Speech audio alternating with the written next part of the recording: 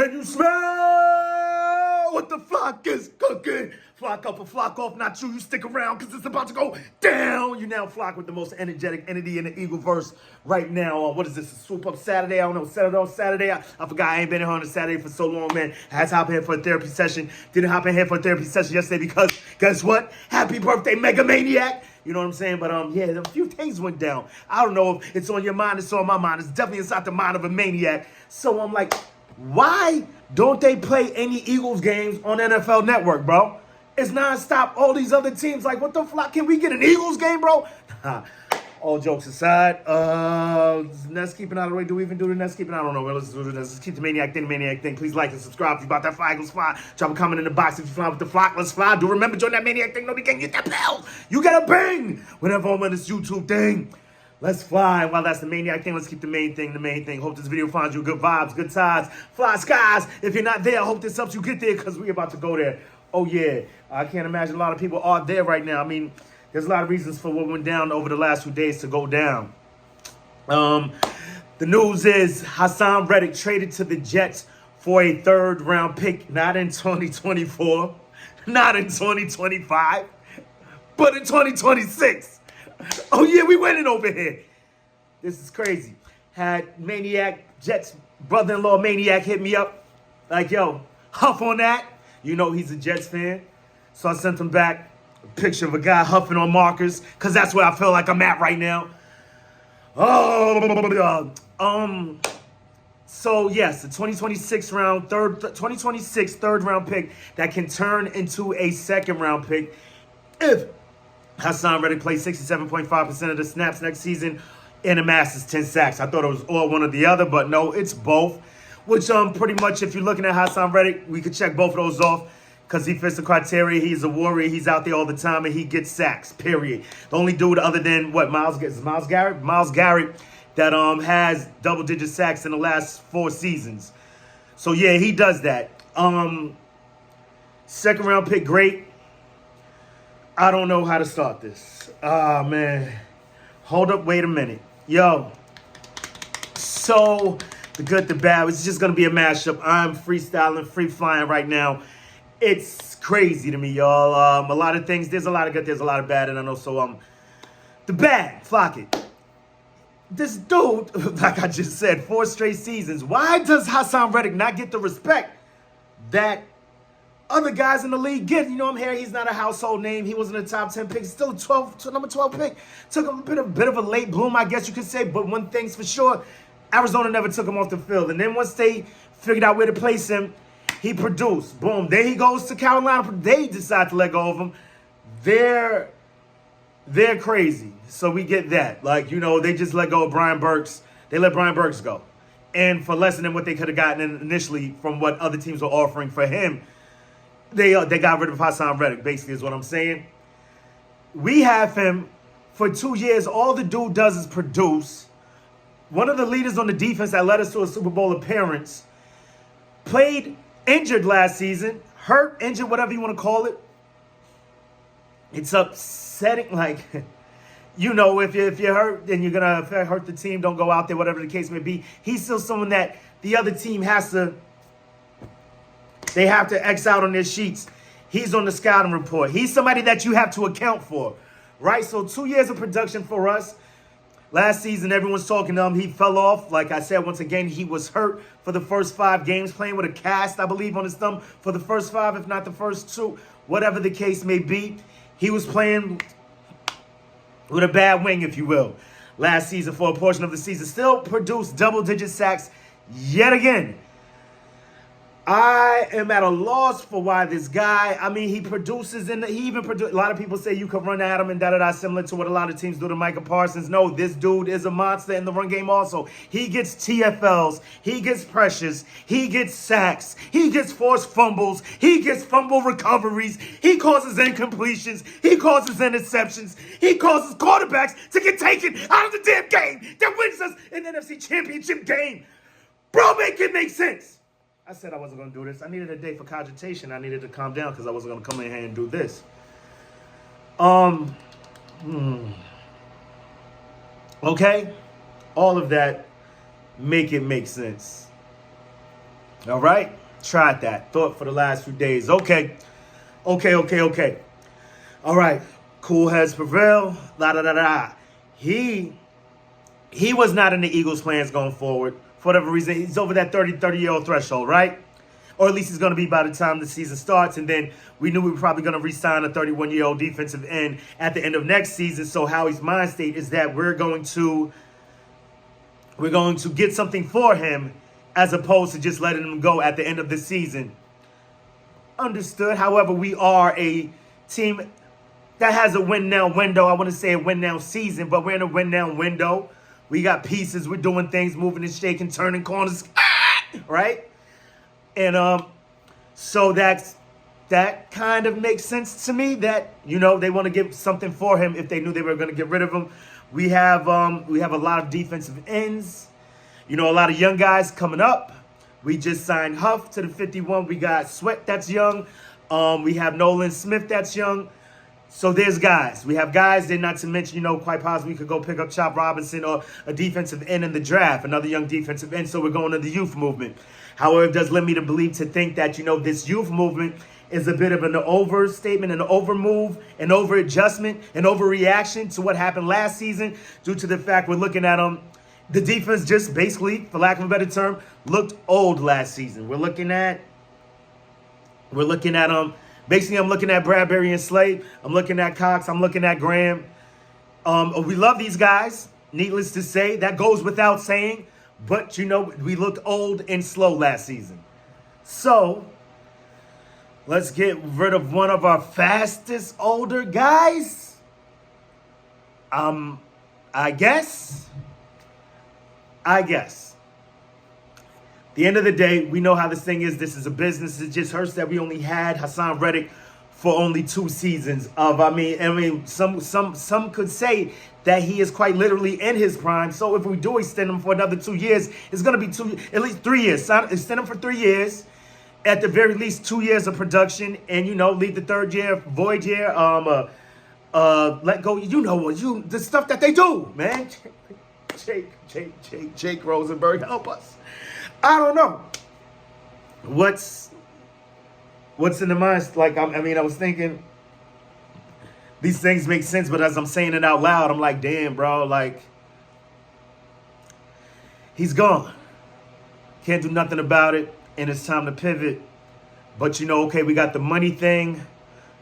Is he a disruptor in the locker room? I'm just trying to think of all kinds of things. Is he one of the reasons, one of the problems that people are talking about that hasn't come to the light yet? Maybe we'll find out later. I don't know. These are the only things that I could fathom for getting rid of somebody so productive. Is he a malcontent in the locker room? I'm like, damn, you know what? When I do see him walking up to the games, I don't really see him walking up with anybody else. Doesn't seem like he's like part of the, the camaraderie that the team. You hardly see him in the post-game videos, hype.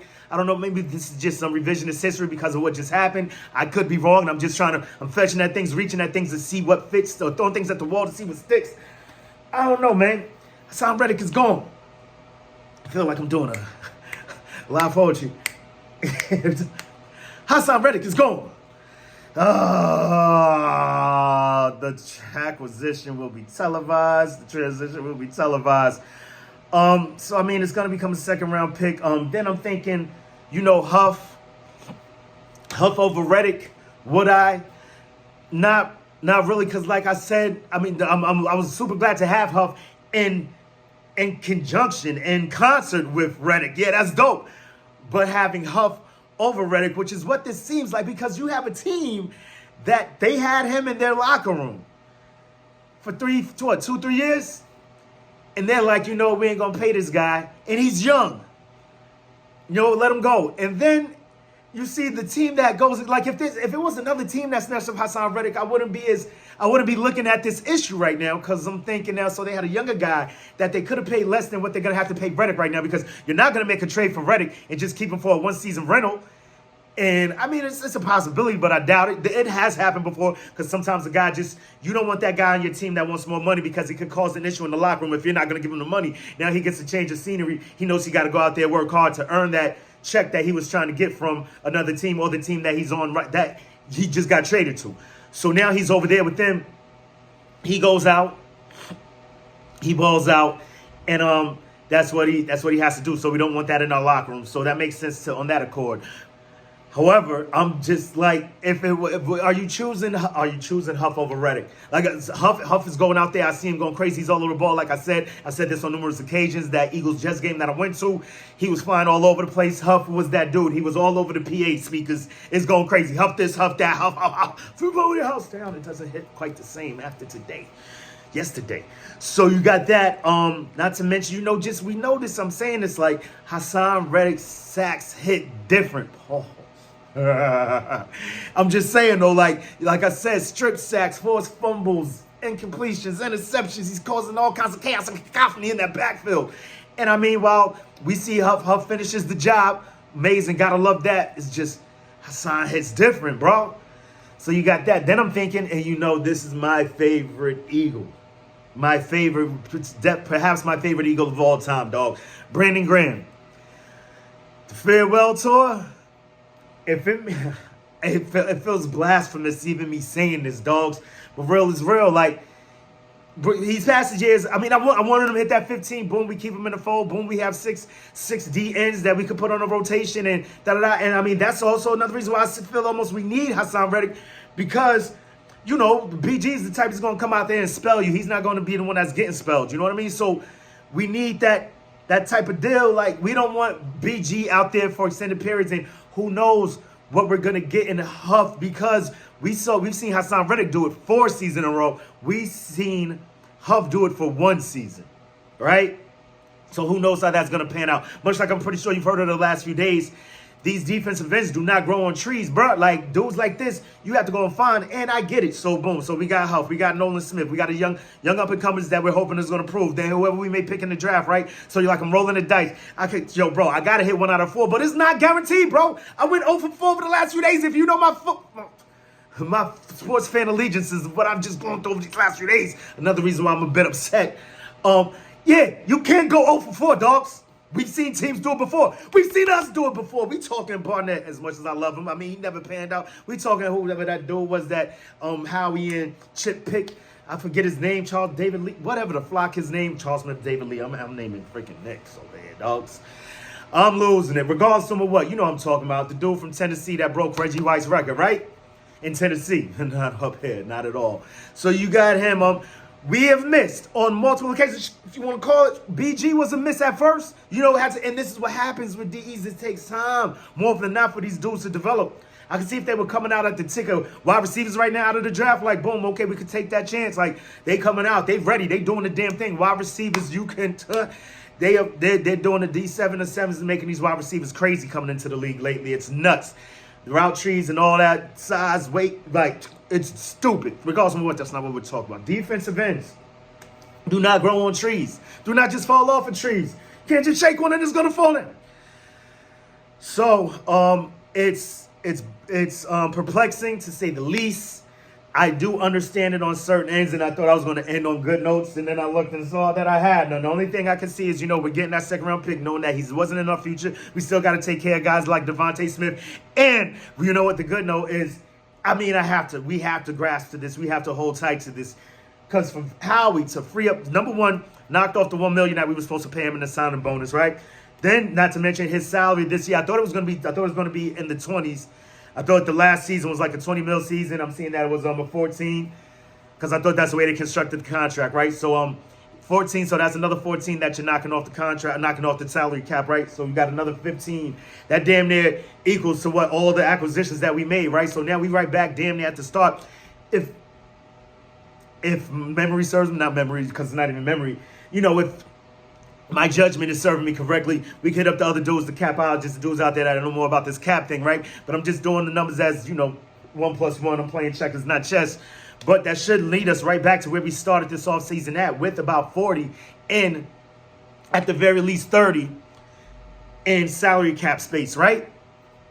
So we got that. There's a big move coming. It's got to be. Not to mention one last thing, just inside the mind of the maniac. I'm seeing since this trade, right? I'm seeing a whole lot, like they're trying to cover this up with so much, man. They're showing They got the Eagles more mic'd ups from over the last season, which the Fletcher Coxes and the Jason Kelce's and the BGs and all that. They're throwing that out there. They let us know that they're also they're gonna have mandatory minicamp this year. Like I guess maybe they took to heart what Hargraves said. Like we over here running the resort, things have to change, and I'm glad they are. Get these guys in here early because we definitely started off the season very slow last season. I believe our preseason went probably about 6 games deep into the season until it looked like we never really looked like the fine-tune machine that we were the prior season, but there were a lot of moving parts. So whatever. We have the mini camp announcement. That's that. Then they got the release of the mic'd ups and all that. So they're trying to cover up this move with a lot of things. It just I don't like it. I kind of understand it. And us as Eagles fans, we're gonna have to move on, accept it. This is what it is.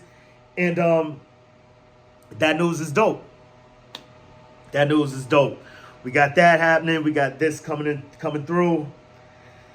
Inside the mind of the maniac. That's just a peek inside. Thank y'all for being here for this therapy session. There was something else that I wanted to touch on, man, but I'm spinning so crazy right now. We're running a bit long on top of that, so I want to keep this nice and concise. If ever a maniac can, I doubt it, but it's what I do. So we got that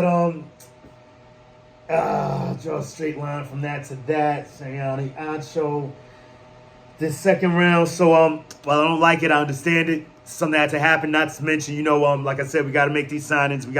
We have to extend Smitty, and it would be dope. And we're always trying to be a bit ahead of the game. You know what I mean? So you're hearing all these teams having issues with signing both of their top tier receivers. Teams like Cincinnati, they just seem to can't do it.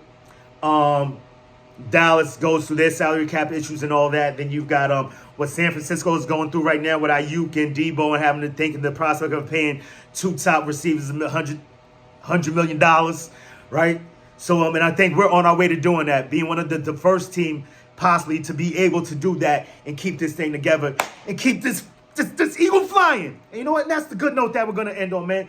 Stay high flying on this offensive side. Tighten up, get this thing back together. Hope that Nolan Smith, Huff, Sweat come out and pan out the way we want him to. Sweat is out here on a proven deal. He wants to be here. I love that. So we got to love that. And, just keep this thing going, man. Good vibes, good skies, fly skies, man. Let's keep this thing going, y'all. Till the next time, make it the best time. In the meantime, between time, keep it a green time. You know how I like to do around this time, about this time, at this time. Ask questions. And the question is, what you going to do when Eagle Mania swoops down and runs wild? Or when you say it with me one time. E-A-G-L-E-S, Eagles. Thank you, Haason Reddick. You know what I'm saying? Wish you the best out there. Let's get the flock of body.